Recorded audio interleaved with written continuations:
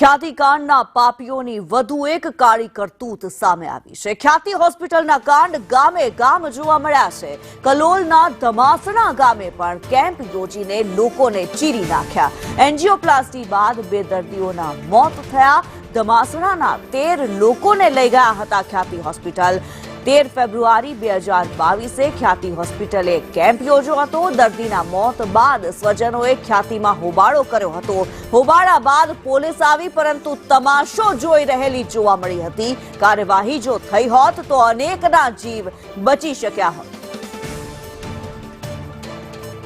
અમદાવાદના ખ્યાતિ હોસ્પિટલના કાંડની આ ગુંજ છે, ગામો ગામ જોવા મળી રહી છે। ગાંધીનગર માં આવેલું જે આ એક ધમાસણા ગામ છે, ત્યાં પણ આ જ પ્રકારની સ્થિતિ જોવા મળી કે જ્યાં ખ્યાતિ હોસ્પિટલે કેમ્પ કર્યો, લોકોને અહીંયાથી લઈ ગયા અને ત્યારબાદ સીધી જ એન્જિયોગ્રાફી અને એન્જિયોપ્લાસ્ટી કરી નાખી।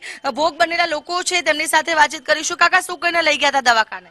મને કહે કે તમારા શ્વાસની તકલીફ બિલકુલ નથી બેન, અને તો લઈ ગયા પછી એન્જિયોગ્રાફી કર્યું એટલે કે તમારે 75% લોક્સ સ્ટેન્ડ મૂકવું પડીએ।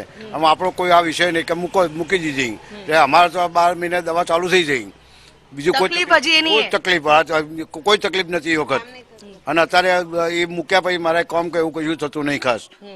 કાકા, શું કઈ લઈ ગયા હતા? તમને શું થતું હતું? અમારે બેન જો મારો કશું થયું નતું, શરદી ને તાવ ને એવું હતું, બતાવવા ગયા હતા। તે મને હું કહે કે તમારે 75% લોક છે, પણ મેં સ્ટેન્ડ મુકાયું નહીં, કારણ કે મેં કીધું મારે મુકાવું, પણ મારા ગેસની ને 2 બ્લોક નળીઓ બતાવી, અને એમના હાથ પગ દુખતા હતા અને કેળો દુખાવો હતો, એના માટે લઈ ગયા હતા।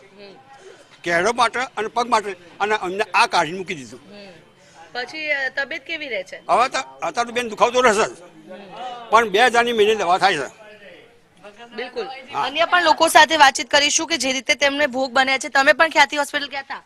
હા। શું કર્યું એ લોકોએ?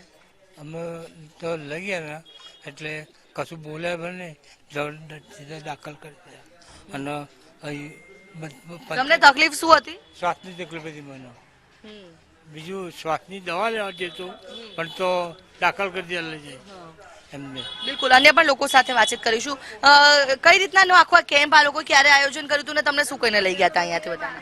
એટલે આમાં એવું કઈ લઈ ગયા હતા કે તમારો કોઈ બી બીમારી હોય એની તમે જાણ કરો, એટલે અમે એ કેમ્પ કર્યું। પછી મારા મધરને લઈને આવ્યો હતો, મેં તો આ મારા મધરનો શ્વાસ બહુ ચડે છે સાહેબ, તો એની ઈલાજ કરાવવાનો છે, એટલે કે તમે ખ્યાતિ હોસ્પિટલમાં કેમ્પ છે આપણો, તો તમે આવજો, કાલે ગાડી મુકાશે। પછી સવારે 7 વાગે ગાડી મુકાઈ અમને ત્યાં લઈ ગયા।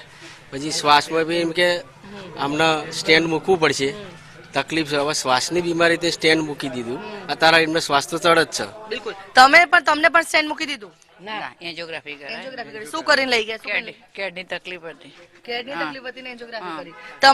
તમને પણ લઈ ગયા હતા ને? તમારા કોઈક સ્વજનનું તો મોત પણ થયું છે? ઓવા મારા દિયરને લઈ ગયા હતા। દિયરને લઈ જાય એટલે પછી અહીંથી એમને કોઈ સારા જ હતા, બોલતા જ હતા, અને પછી તો જ્યાં ચેડી ને કહ્યું એન્ડોસ્કોપી કરી ને, એટલે પછી બધી નળીઓ બ્લોક છે, તે પછી કે ઓપરેશન કરવું, પછી ના હાલ ના કરાય। પછી છોકરાને બોલાયો તો પછી ને કહ્યું કરો તો આજે કરું કાલે કરું, કરાયું તો ખરું, પણ અમારે તો ઓફ થઈ ગયા, કર્યું આયન તરત જ ઓફ થઈ ગયા હતા, તરત જ થઈ ગયા હતા।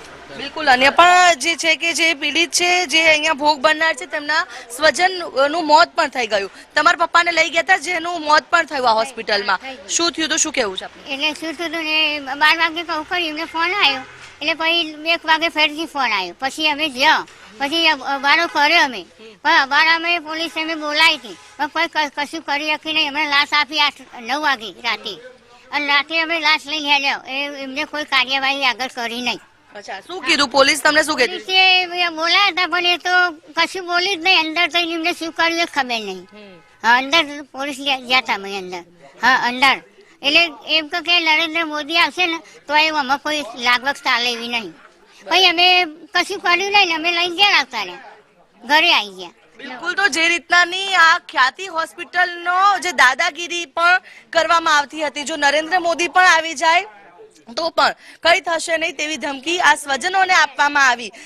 એક જ ગામમાંથી 13 થી 14 જેટલા લોકોને અહીંયાથી કેમ્પ યોજીને લઈ જવામાં આવ્યા, જ્યાં જઈને 4 થી 5 લોકોની એન્જિયોપ્લાસ્ટી કરવામાં આવી અને સેમ ડે એક જ દિવસમાં 2 લોકોના મોત પણ થઈ ગયા. જ્યારે સ્વજનોએ હોબાળો કર્યો તો તેમને ધમકાવવામાં આવ્યા.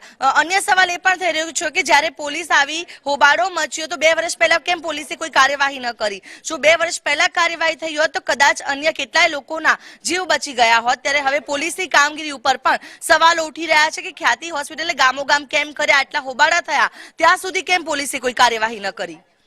કેમેરા પર્સન મનીષ વાણિયા સાથે આયુષી યાજ્ઞિક, સંદેશ ન્યૂઝ, ગાંધીનગર.